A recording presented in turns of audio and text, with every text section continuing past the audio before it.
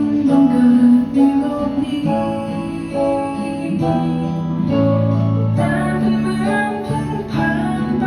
เพียงชั่วนาทีความเป็นปรีเปลี่ยนล้นทั่วโลกาแต่ละแห่งเป็นเหมือนเล็กน้อยในสายตาผู้คน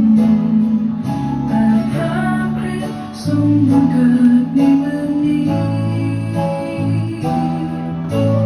ในบ้านและโรงแรมทุกแห่งไม่มีที่ว่างให้พระองค์จึงได้ประสูตินอนในร่างยาตายต่ำอย่างนั้นแล้วพระเจ้าผู้ทรงอยู่ท่ามกลางเราเป็นนามที่ไพเราะและมีความหมายเป็นนามขององค์พระบุตรผู้ทรงฤทัยมนุษย์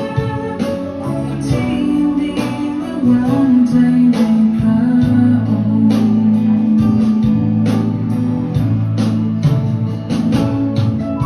มาทั้งมองบนที่นอนนุ่มๆสบา